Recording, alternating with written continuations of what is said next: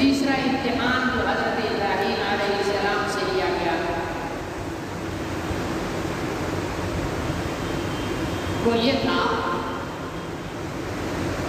کہ حضرت ابراہیم علیہ السلام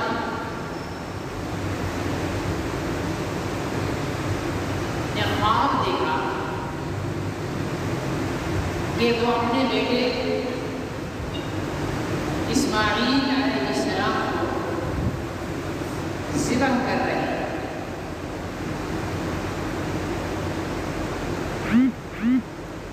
اور نبی کا خواب وحی خداوندی ہوگا، یعنی اللہ کا حکم ہوگا۔ حضرت ابراہیم علیہ السلام یہ سمجھ لیا کہ اللہ نے مجھے بیٹا ذبح کرنے کا حکم دیا۔ حضرت ابراہیم علیہ السلام نے اپنے صاحبزادے اسماعیل علیہ السلام سے فرمایا کہ میں نے خواب دیکھا ہے کہ میں تمہیں ذبح کر رہا ہوں۔ بیٹا چونکہ ہونے والا نبی اور نبی کا بیٹا تھا، وہ سمجھدار تھا کہ ابا جی کو جو حکم ہوا ہے وہ اللہ کا حکم ہے، جو خواب ہے وہ اللہ کا حکم ہے۔ فرمایا کہ آپ کو جو حکم ہے آپ پورا کیجیے۔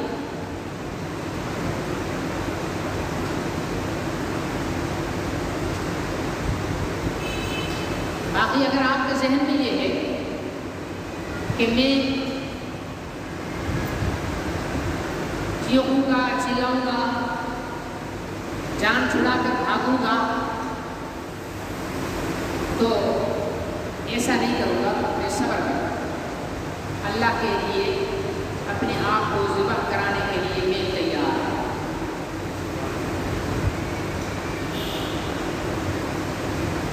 حضرت ابراہیم علیہ السلام کا یہ امتحان بڑا عجیب ہے۔ خواب میں دکھانا خود یہ ایک امتحان ہے۔ دیکھیں کہ ابراہیم خواب کو خواب کہہ کر نظر انداز کرتے ہیں یا خواب کو میرا حکم سمجھ کر پورا کرتے ہیں۔ حالانکہ اللہ کو اگر اسماعیل علیہ السلام کو ذبح کرانا ہوتا تو فرشتے کے ذریعے وحی بھیج دیتے کہ بیٹے کو ذبح کر دو۔ اللہ تعالیٰ کو حضرت اسماعیل کا ذبح کرانا ہی نہیں تھا، صرف امتحان لینا تھا، اور وہ امتحان خواب کے ذریعے زیادہ لیا جا سکتا تھا۔ پہلے تو اس میں حضرت ابراہیم پاس ہو گئے کہ انہوں نے خواب کو خواب سمجھ کر چھوڑ نہیں دیا، بلکہ حکم سمجھ کر بیٹے کے سامنے بات کی۔ بیٹا بھی راضی ہو گیا۔ یہ دنیا کا واحد انسانوں میں باپ بیٹے کا جوڑا ہے جس میں باپ ذبح کرنے کے لیے تیار بیٹھا ہے اور بیٹا ذبح ہونے کے لیے تیار ہے۔ اللہ معاف فرمائے، ہمیں نہ کوئی اگر حکم ہوتا ذبح کرانے کا اور کرنے کا تو ہم لوگوں نے تو ہاتھ اٹھا دینے تھے کہ بھائی بس ہے۔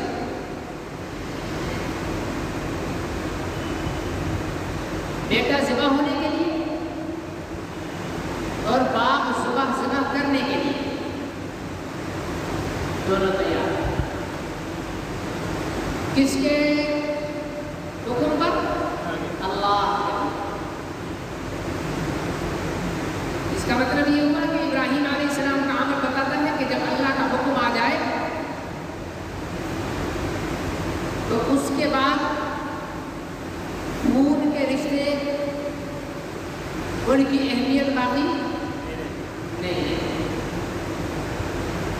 اور ہمارے یہاں تو ماشاءاللہ خاندان اور برادری کو راضی کرنے کے لیے اللہ تعالیٰ کے حکموں کو رومتے چلے جاتے ہیں.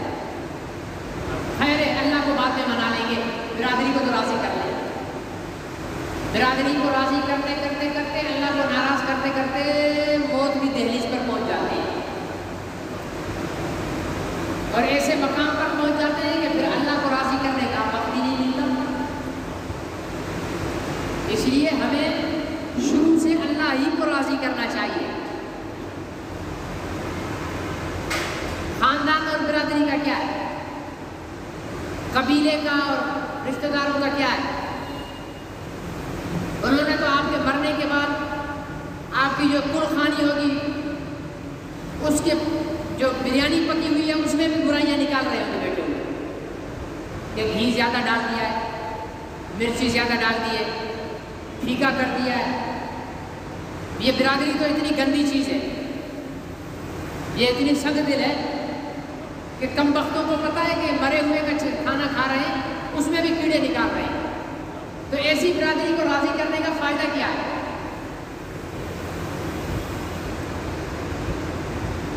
لیکن نہیں، ہمارے اوپر خاندان، برادری اور قبیلے، ان کی محبت کی پٹی آنکھوں پر پڑی ہوئی ہے، اور کرتے کراتے کچھ بھی نہیں ہے. کبھی بھی مشکل وقت میں کوئی خاندان اور برادری کا بندہ کام نہیں آتا. کھانے کے لیے بلا لو، صاحب آ جائیں گے، ٹھیک ہے نا، کھانا رکھ لو، سب سگے بن کر آ جائیں گے. آپ دعوت کر لو، سب پہنچ جائیں گے کھانے کے لیے. لیکن اپنے آپ کو مصیبت اور مشکل میں پھنسا ہوا ثابت کرو، بات پھیلا دو کہ یار میرا کاروبار دیوالیہ ہو گیا ہے، میں برادری کا کوئی بندہ ڈھونڈ رہا ہوں جو مجھے قرض دے. آپ کو دیکھ کر بھی راستہ بدل جائیں گے. ایسے ہوتے ہیں. آپ پھیلا دو کہ نہیں میں مکان بنوا رہا ہوں، میں سوچ رہا ہوں کہ اپنے کزن سے پھوپھی زاد، چچا زاد، ماموں زاد کا اوپر والا مکان خالی ہے، میں سوچ رہا ہوں کہ اس سے کچھ دن کے لیے لے لوں اور اوپر رہ لوں. وہ زبردستی کسی کرایہ دار کو بٹھا لے گا کہ میرا کزن نہ آ جائے. یہ تو برادری کی حقیقت ہے ہماری. اور اس کم بخت برادری کے بت کو ہم اتنا پوجتے ہیں کہ اس کو پوجتے پوجتے پوجتے اللہ تعالیٰ کو ناراض کر دیتے ہیں.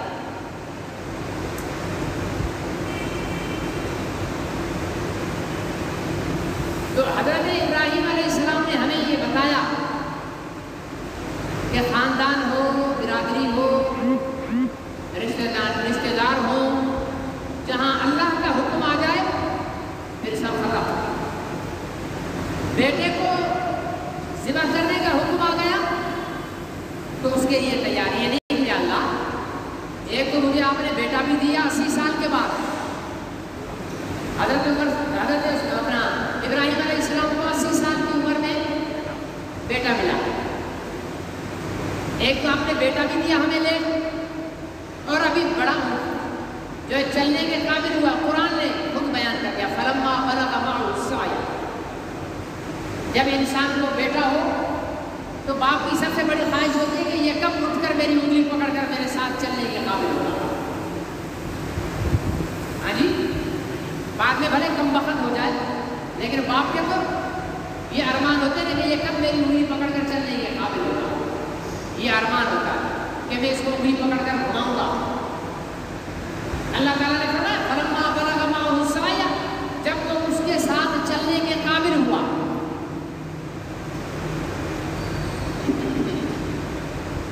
قال یا بني، تو یہ خواب دیکھ لیا. تو حضرت ابراہیم علیہ السلام نے یہ نہیں کہا کہ یا اللہ ابھی تو میں نے اپنے بیٹے کے شکل پورے نہیں کیے، ارمان میں نے نہیں نکالے، ابھی تو میں نے انگلی پکڑ کر چلایا بھی نہیں ہے، ابھی سے آپ مجھے سے ذبح کروا رہے کہ نہیں. اللہ کا حکم ہے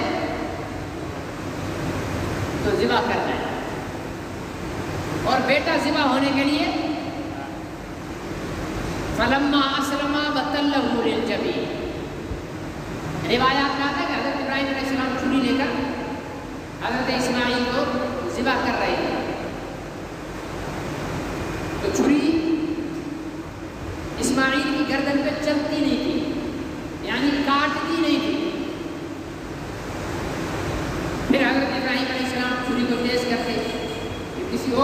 لگا کے وہ کٹ جاتی، پھر ابراہیم علیہ السلام پر لگاتے۔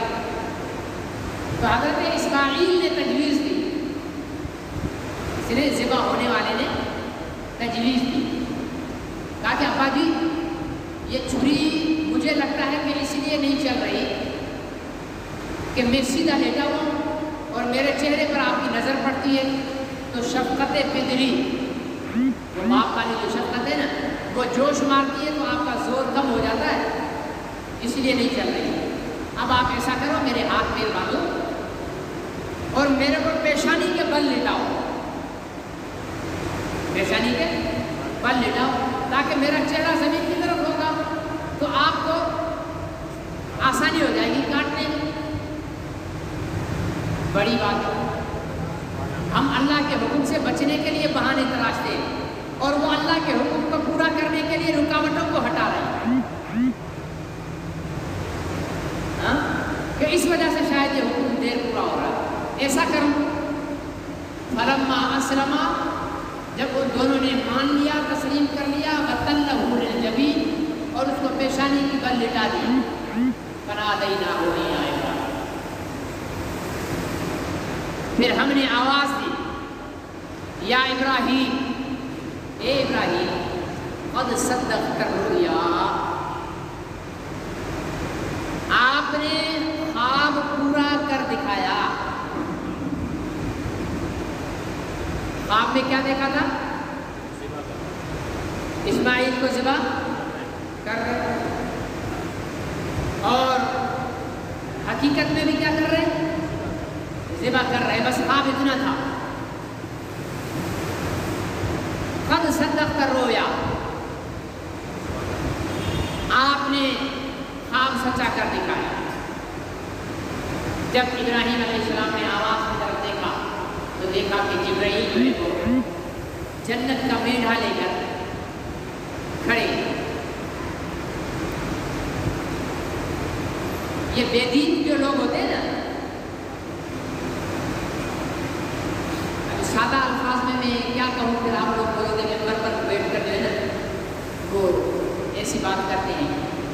اعلیٰ کوالٹی کے، چلو میں ادب و آداب میں بات کر رہی ہوں، اعلیٰ کوالٹی کے بے وقوف، یا کہہ لیں کہ عقل سے پیدل، یا کہہ لیں کہ اعلیٰ درجے کے احمق، جو بہت زیادہ پڑھ لکھ کر پھر اسلام میں کیڑے نکالنے کی کوشش کرتے ہیں۔ اسلام میں کوئی کیڑا نہیں ہوتا، وہ ان کے دماغ میں کیڑا ہوتا ہے، ٹھیک ہے نا۔ کبھی آئینے کے سامنے کھڑے ہو جاؤ اور کسی کے چہرے پر کالک لگی ہوئی ہو اور وہ آئینے کو کہے دیکھو دیکھو یہ آئینے میں کالک لگی، الو کے پٹھے، یہ آئینے کی کالک نہیں ہے، یہ تیرے شکل کی کالک ہے۔ اسلام آئینہ ہے، ٹھیک ہے نا، ایسا آئینہ ہے کہ اس کے سامنے اپنے آپ کو کھڑا کرو گے تو جب تیرے اندر دماغ میں کیڑے ہیں نا وہ نظر آئیں گے تجھے۔ تو ایک بدبخت نے سوشل میڈیا پر ایک پوسٹ کی، کیا کہ اللہ نے ابراہیم کو بیٹا ذبح کرنے کے لیے کیوں کہا، بیٹے کی قربانی کے لیے کیوں کہا، اپنی قربانی کے لیے کہتے نا، بیٹے سے زیادہ اپنی جان کیا ہوتی ہے۔ اس عقل کے اندھے نے قرآن پاک کا مطالعہ نہیں کیا ہے۔ اگر اس عقل کے اندھے نے قرآن کا مطالعہ کر کے ابراہیم علیہ السلام کو ہاتھ پیر بندھے ہوئے آگ میں پھینکتے ہوئے دیکھ لیا ہوتا تو یہ سوال ہے، پہلے اپنی جان کی قربانی تو وہ دے چکے ہیں نا، یا نہیں دے چکے، لیکن وہ یہ نہیں دیکھیں گے کیونکہ ان کے دماغ میں کیڑا ہے نا نفرت کا، ان کے دماغ میں بھی کیڑا ہے، ان کی ہر جگہ پر کیڑا ہوتا ہے، وہ ان کو کاٹتا ہے پھر اسلام کے لیے بھونکتے ہیں، ٹھیک ہے نا۔ وہ اسلام کے لیے جیسے بواسیر والا ہوتا ہے نا، اس کو ہمیشہ نیچے کھجلی رہتی ہے، تو ان کو اسلام دشمنی کی بواسیر کا کیڑا ہوتا ہے، پھر یہ اسلامی احکامات پر کیڑے نکالنے کی کوشش کرتے ہیں۔ تو ابراہیم علیہ السلام جان کی قربانی تو بیٹے سے پہلے دے چکے ہیں نا، آگ میں تو پہلے ڈالا گیا، اس کے بعد اسماعیل پیدا ہوئے ہیں، ان کے بعد ان کی قربانی ہوئی ہے، اس لیے یہ کہنا ہی بیکار ہے کہ بیٹے کی قربانی کیوں لی، اپنی جان کی قربانی وہ پہلے دے چکے. آگے سمجھ، یہ میں اس لیے بتا رہا ہوں کہ آج کل ہمارے کو ہر ایک کو فیس بک کی بیماری لگی ہوئی ہے نا، یا نہیں لگی ہوئی؟ یہ بھی فیس بک پہ بیماری چل رہی ہے نا ابھی، تو یہ سب کو لگی ہوئی ہے بیماری. تو کہیں دیکھ لو آپ کسی کی بکواس، تو آپ کے ذہن میں اس کا جواب ہونا چاہیے کہ الو کے پٹھے بیٹے کی قربانی تو اللہ نے لی ہی بعد میں ہے. پہلے تو ابراہیم علیہ السلام کو آگ میں ڈلوایا ہے، اور ابراہیم علیہ السلام کو پتہ تھوڑی تھا کہ میں آگ میں جاؤں گا تو اللہ تعالیٰ آگ کو ٹھنڈا کر دیں گے. یا اللہ نے ابراہیم علیہ السلام کو کہہ دیا تھا کہ تو گھبرا نہیں، تو آگ میں جائے گا، تیرے جانے سے پہلے ٹھنڈی کر دوں. ابراہیم علیہ السلام کو جلنے کے لیے جا رہے تھے، اور آگ میں جل کر کوئی بچتا ہے؟ اور وہ آگ بھی اتنی بڑی کہ جس آگ کو جلانے کے لیے 1 مہینہ لگا، اس آگ کو بھڑکانے کے لیے، اس آگ کو اپنے عروج پر لانے کے لیے 1 مہینہ لگا. اس آگ میں ابراہیم علیہ السلام جا رہے ہیں، جنہیں پتہ ہے کہ میں جاتے ہی ختم. انہوں نے تو اپنی جان کی قربانی وہاں دے دی تھی.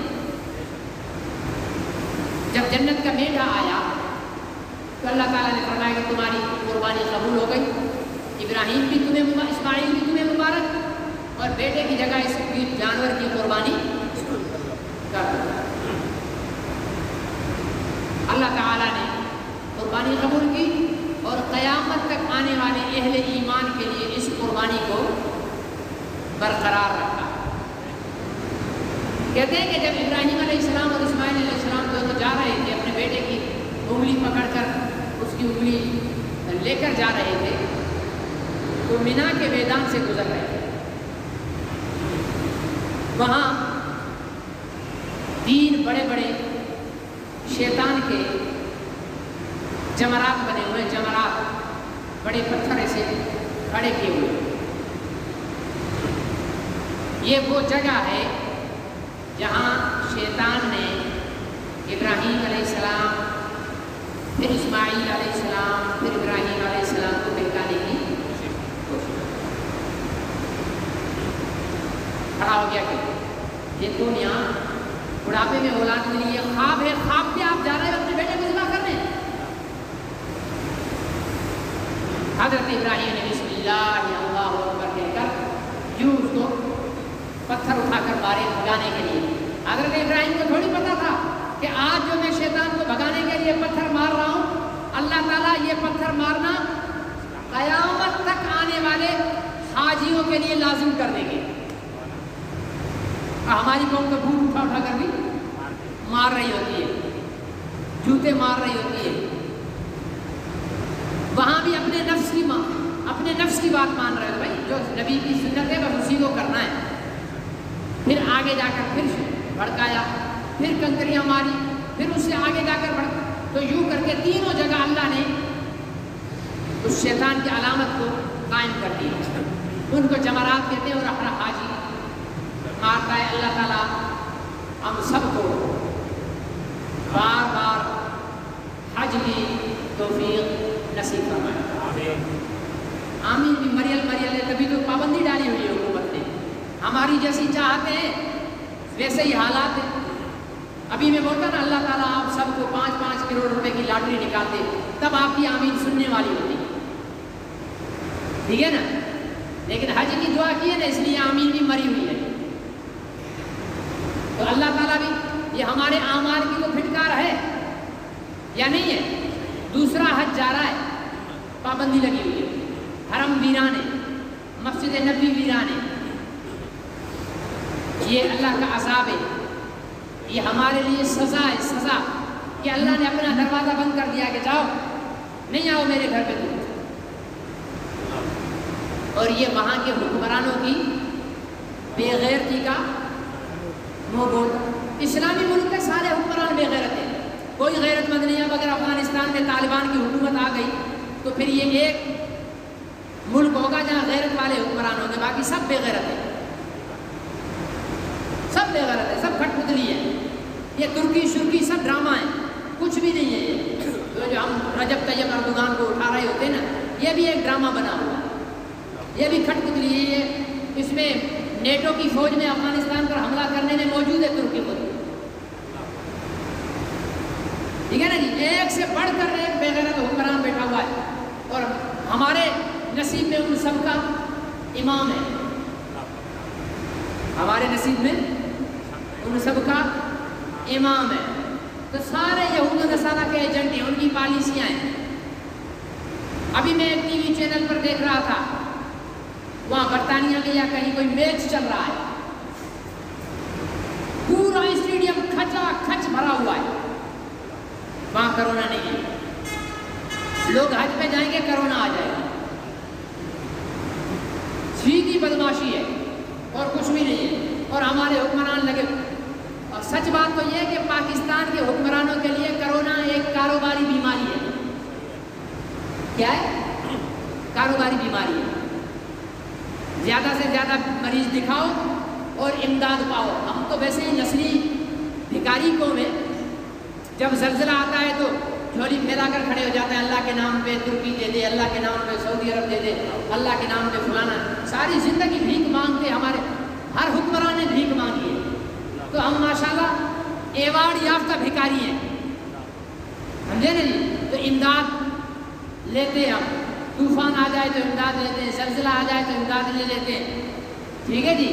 اور بیماری آ جائے تو ہم امداد لینے لگ جاتے ہیں. تو یہ کرونا ان ہمارے حکمرانوں کو ایسی بیماری آ گئی ہے نظر جو ان کے ہاتھ میں ہے.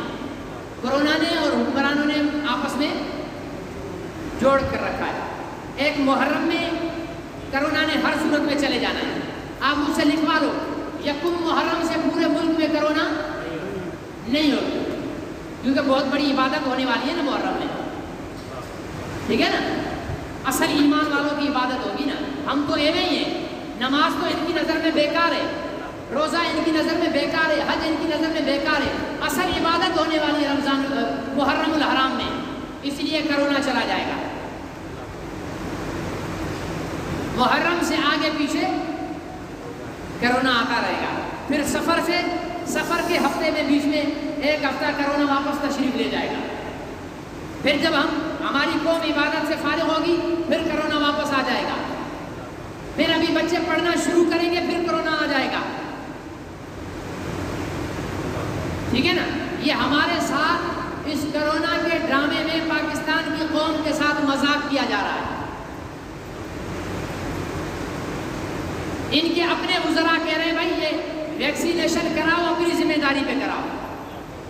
ہر ملک میں کوئی نئی دوا بنتی ہے تو اس کو چوہوں اور بلیوں پر تجربہ کر کے دیکھا جاتا ہے. پاکستان واحد ملک ہے جو کرونا کی دوائی بنا کر انسانوں پر تجربہ کیا جا رہا ہے کہ مریں تو یہی انسان مریں گے.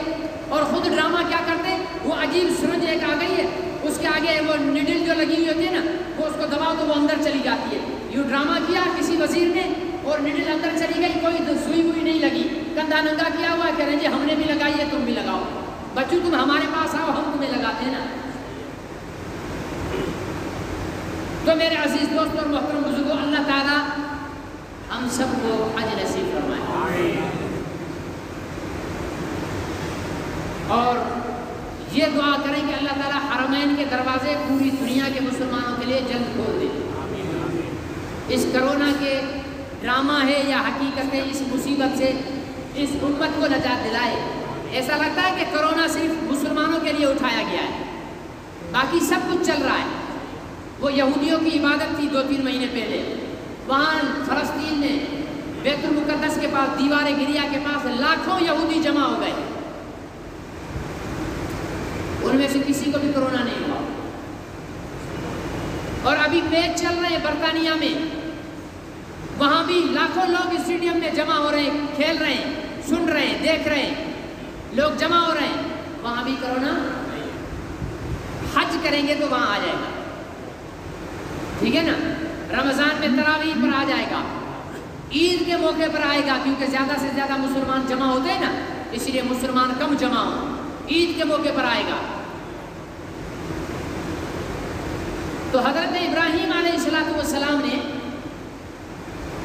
اللہ تعالیٰ کے حکم کو پورا کرتے ہوئے اپنے بیٹے کو قربان کرنے کے تمام اسباب اختیار کر لیے. اللہ تعالیٰ نے بیٹا بھی واپس دے دیا, قربانی کو قبول بھی کر لیا, اور ایک جانور دے کر اس کی قربانی کروا کر قیامت تک آنے والے مالداروں کے لیے واجب کر دیا. مالدار کے لیے قربانی واجب ہے, غریب کے لیے نہیں. لیکن اگر کرتا ہے تو طاقت ہے اگر اس کے پاس جانور لینے کی. ماشاءاللہ آج کل جانور بھی بہت مہنگے ہو گئے, اور یہ مہنگے پتہ ہے کس نے کیے؟ ہم نے خود کیے. ہمیں 5-6 ہزار والا چھیلا وارا کھاتا ہی نہیں تھا نا. ہم 5,000 والا بکرا لے کر محلے میں جائیں گے, لوگ بولیں گے اتنا غریب ہے 5,000 والا, میں نے ضرور 50 والا لینا تھا. ٹھیک ہے نا, میں نے 50,000 والی گائے اور بیل نہیں لینا تھا, میں نے لینا تھا 5 لاکھ والا بیل, تاکہ لوگوں پر میری دھاک بیٹھے. میں نے قربانی اللہ کے لیے تو کرنی نہیں نا, میں نے تو لوگوں کو دکھانے کے لیے, لوگوں سے واہ واہ کے لیے قربانی کرنی ہے نا. اس لیے جانور بھی ایسا لوں کہ لوگ آشش کر اٹھے کہ واہ بھائی حاجی صاحب نے کیا جانور لیا ہے, واہ واہ میں ساری نیکی نکل گئی. یہ تو جانور ہے. نبی پاک نے فرمایا 3 آدمی قیامت کے دن اللہ کے سامنے پیش ہوں گے. کتنے؟ پہلا مولوی, دوسرا سخی, تیسرا مجاہد. مولوی آئے گا, اللہ ہمیں اس سب سے دور رکھے. کہیں گے بھائی تو نے کیا کیا؟ یا اللہ میں تقریریں کرتا تھا, بڑے بڑے جلسوں میں تقریریں کی, تیری توحید کو بیان کیا, یہ کیا وہ کیا. تیرے لیے کیا؟ اللہ فرماتے ہیں جھوٹ بولتا ہے, میرے لیے تھوڑی کیا تھا. تو نے تو لوگوں کی واہ واہ کے لیے کیا, تو نے لوگوں کی واہ واہ کے لیے کیا تھا. تو اللہ کے سامنے تو جھوٹ نہیں چلے گا نا, وہ چپ ہو جائے گا.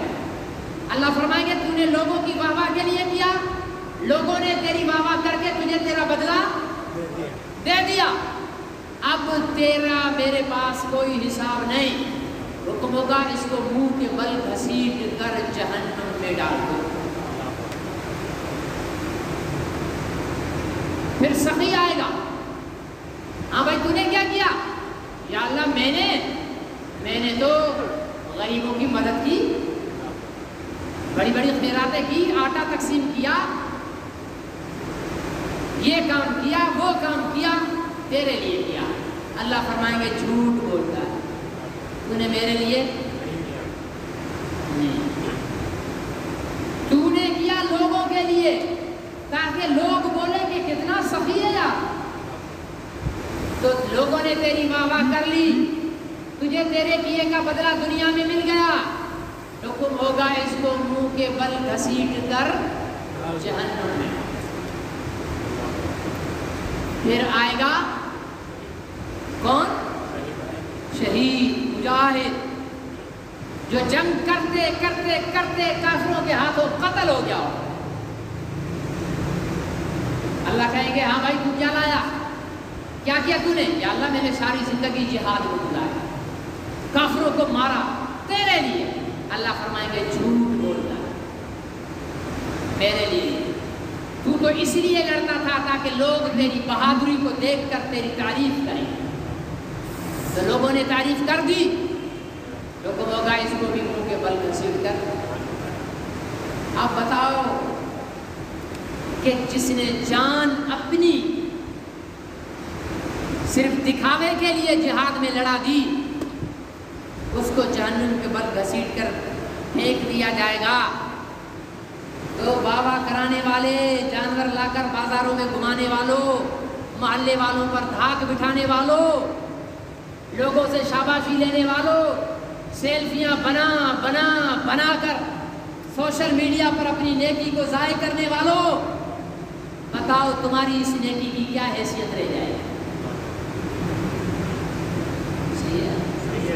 ناراض ہو گئے تو بتا دو, ہو بھی جاؤ تو مجھے کیا, میں نے تو بات وہی کرنی ہے جو سچی ہوگی. اس لیے ہماری شوشا نے جانوروں کو مہنگا کر دیا ہے. اب جانور پالنے والے بھی بڑے ماہر ہو گئے. وہ ایسے ایسے ٹیکے لگاتے ہیں نا کہ جانور کا یہ جسم ہو جاتا ہے. میرے جیسے تو 50 ایک بیل سے نکل آئے. ٹھیک ہے نا. یہ سب جناب جیسے پہاڑ کھڑا ہوا انسان کے قد سے نہیں اونچا. بھائی کس نے کہا ہے تمہیں یہ قربان کرنے کو؟ ایک آدمی نے جانور لیا ہے. میرے پاس یہاں ایک پڑھتا ہے شام کو کلاس میں تعلیم بالغہ میں. اس نے کہا جی میرے ماموں نے 3.5 لاکھ روپے کا بیل لیا ہے. کتنے کا؟ 3.5 لاکھ روپے کا بیل لیا ہے. میں نے بولا یار میں نے تو 45,000 کا لیا ہے, پتہ نہیں تیرا قبول ہوگا یا میرا قبول ہوگا. میں نے بولا اگر 50 ہزار روپے کا ایک لے لیتا, شوشہ والا نہیں ہوتا, سادہ ہوتا, بھلے اس کا رنگ بھی ایسا ہوتا, بس ٹھیک ہوتا. 50 ہزار میں ایک جانور لیتا تو 3.5 لاکھ میں کتنے آ جاتے؟ 7 جانور آتے. ایک جانور میں 7 حصے ہیں تو 7 میں کتنے حصے ہو جاتے؟ کوئی میت کا مائل 49. میں نے بولا اب یہ بتا کہ 3.5 لاکھ میں 7 حصے صحیح ہیں یا 3.5 لاکھ میں 49 حصے صحیح ہیں؟ کیا صحیح ہے؟ 49 صحیح ہے. 3.5 لاکھ میں ایک جانور کا خون بہا. اللہ یہ دیکھیں گے کہ کتنے جانور ذبح کیے, یہ نہیں کہ کتنا زیادہ پھیلا ہوا جانور کتنا. میں نے کہا 3.5 لاکھ میں ایک نے ایک جانور ذبح کیا اور ایک نے 3.5 لاکھ میں 7 جانور ذبح کیے, تو زیادہ خون کس نے بہایا؟ 7 والے نے نا, تو ثواب میں وہ زیادہ ہے. میں نے بولا اپنے ماموں کو کہہ دینا کہ بے وقوفی مت کرو, عقل سے کام لو. یہ شریعت کا حکم نہیں ہے, یہ اسلام کا حکم نہیں ہے, یہ ہمارے نفس کی خواہش ہے, یہ ہماری انا کی تسکین ہے. یہ اپنے محلے میں, اپنے گاؤں میں, اپنے گوٹھ میں, اپنے پڑوسیوں پر روب اور دھاک بٹھانے کا ایک شیطانی ہتھ کنڈا ہے. اس سے بچو. ایک اور بات بتاؤں, بڑے بڑے بھاری بکرے لیتے ہیں. نبی پاک کو صلی اللہ علیہ وسلم کو بکرے نر سے زیادہ مادہ بکری کی قربانی پسند تھی. کرتے ہو؟ نر سے زیادہ مادہ کی قربانی پسند تھی. ہمارے یہاں مادہ بکری کی قربانی کرتے ہی نہیں. کیونکہ ہم نے دین سکھائی نہیں ہے نا. ہم تو قربانی اس لیے کر رہے ہیں کہ برابر والا کر رہا ہے اس لیے میں بھی کر لوں. ہماری تو قربانی اس لیے ہے کہ برابر والا کر رہا ہے اس لیے میں بھی کر لوں. برابر والا 2 لاکھ کا لایا ہے, میں 2.5 لاکھ کا لاؤں گا. برابر والے کا بکرا جو ہے وہ 50,000 کا ہے, میں 70,000 کا لاؤں گا. تو ہماری تو یہ مقابلے بازی چل رہی ہے میرے بھائی. اللہ کے لیے اور اللہ کے لیے کرنے والے چپ کر کے جانور لیتے ہیں, قربان کر دیتے ہیں. اللہ خیر بات خلاص. وہ یہ نہیں دیکھتے کہ یار میں جانور لایا ہوں, پتہ نہیں لوگ کیا بولیں گے.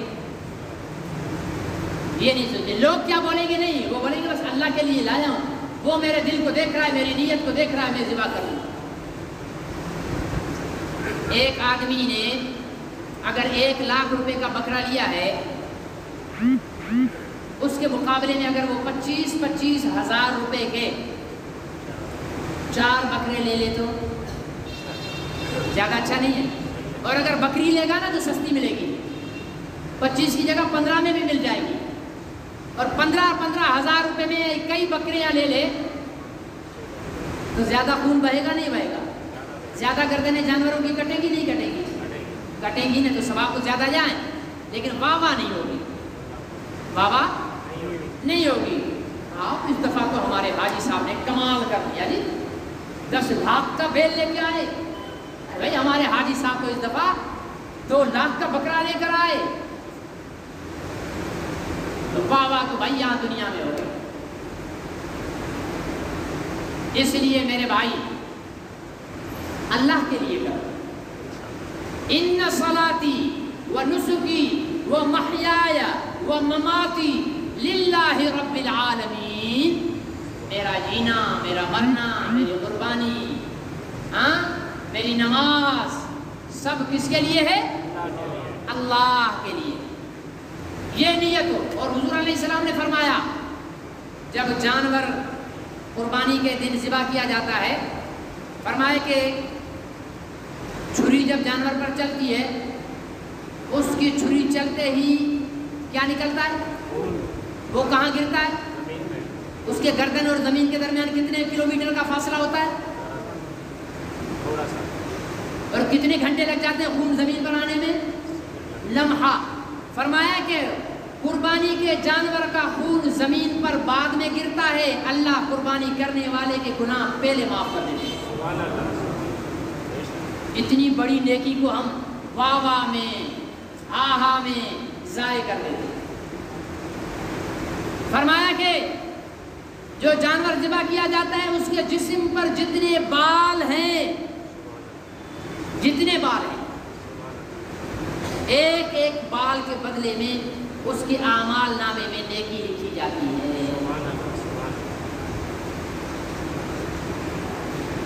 تو کسی نے کہا یا رسول اللہ پھر یہ روئی، یہ جو دمبے ہیں، یہ ہمارے کوئی بلوچوں کے پاس بہت زیادہ ہوتے ہیں نا.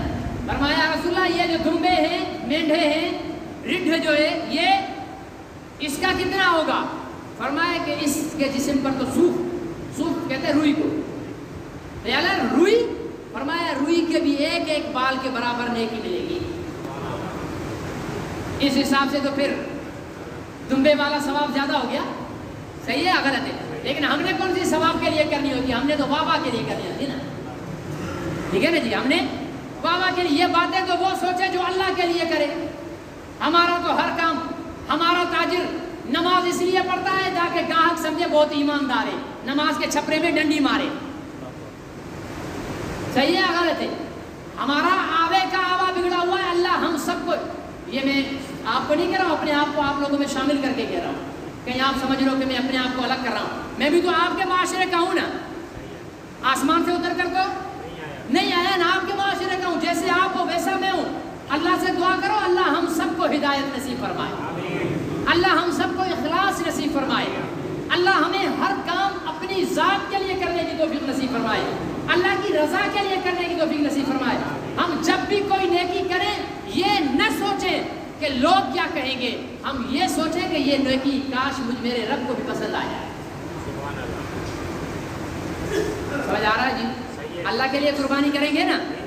اور اس یہ واہ شو والی، یہ داغ بٹھانے والی اس بیماری کو ختم کرنے کی کوشش کرو. ایک دفعہ تہیہ کر لو کہ بھائی میں نے سستا جانور لینا ہے.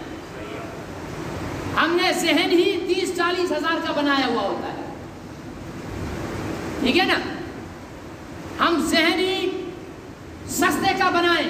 یہ جو مارکیٹوں میں لوٹ مچی ہوئی ہے نا، یہ بھی ختم ہو جائے گی. اور ایک بات، قربانی کی کھال کس کو دو گے؟ MQM کو، GS ہند کو، ہاں بلوچوں کی قوم پرست پارٹی کو، پشتونوں کی قوم پرست پارٹی کو، یہ مدارس کو دو. اور اب ویسے بھی کھال کی قیمت ہی کیا بچی ہے، بلکہ میں نے تو یہ تجویز دے بھی رکھی ہے. اگر آپ کو سمجھ آ جائے تو اس پہ عمل کر لینا. کھال اپنے جانور کی لے کر جلا دو. کیا کر دو؟ جلا دو. اس کھال کی رقم مدرسے میں رسید کٹوا دو. اس سے کیا ہوگا؟ یہ کھالوں کے بیپاری جو ہے نا، یہ بدماش بڑے بڑے، یہ قربانی کی کھالوں کے دور میں ریٹ گرا دیتے ہیں، تاکہ کیونکہ قربانی کی سب سے زیادہ کھال پاکستان میں کہاں جاتی ہے؟ مدرسے میں. کہاں جاتی ہے؟